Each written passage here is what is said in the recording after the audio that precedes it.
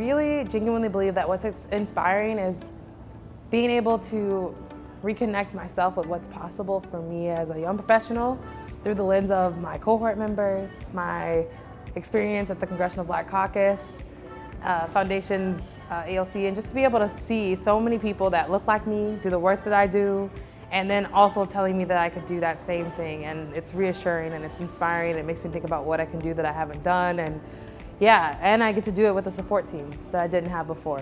What really inspired me about this trip to DC has been not only seeing so many successful Black, mostly policy professionals, but also challenging myself to see that I may not agree with everyone on every political topic, but there's many people in a variety of different areas that have made huge strides in areas that I hope to pick up the torch and carry that forward with the work that I do in the future. I'm really passionate about how do we go forward, moving forward, talking about how do we solve the problems, because I think I was overwhelmed by all the issues, and I'm like, how can one race face all these issues and still be able to strive? So my concern really is how do we solve all these issues together and come out as a race that is really whole. So I think I'm really excited for the trip, and I look forward to connecting with a lot of people that I did on this trip.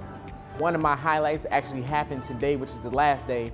Congresswoman JRJLA Hayes out of Connecticut. She did a forum on just about education disparities, and there was a young lady that was in the audience, and she talked about her struggles here in DC and like how us as Black folks don't come together to work hard. And JRJLA, it felt her right in the heart, and she said something so cold. She said she went to school. She dropped out of high school. She was 17 years old. She had 2 babies, you know, and she went to community college, and she wished that she went to the HBCU college. And her passion and her energy and the way that she does her work really inspired me, because that really showed me that you can do anything. DC has been a very powerful experience for us as a group. We've gotten to come together, get to know each other, and really grow as a cohort. We've learned a lot about African American history and what we can do and how we can impact our communities positively to make changes back home. What inspired me about this trip was the beauty of Black people together and not necessarily agreeing on every subject, but being supportive in whatever that subject matter was.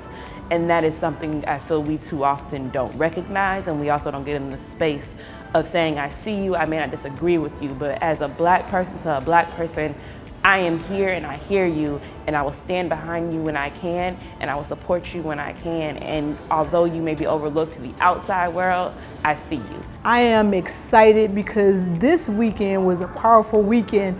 The most poignant part of this weekend was the Commission on Black Men and Youth. I teared up because of the powerful testimonies of the young men there. It was overwhelming, but it was exciting and inspiring. I was just really inspired by my attendance at the Congressional Black Caucus. For me, I think the most telling experience was when I sat in an educational session. I was really inspired by the individuals who were on the panel.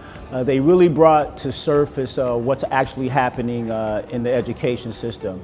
And just to see the tears that were shed by the individuals that were sharing their stories when they got a chance to ask questions at the mic, and just the panel pausing to take time to comfort individuals that got emotional about their experience in the educational system. I really look forward to being involved in it next year, and I just really want to thank Alf and Dr. Josie Johnson for my opportunity to get here.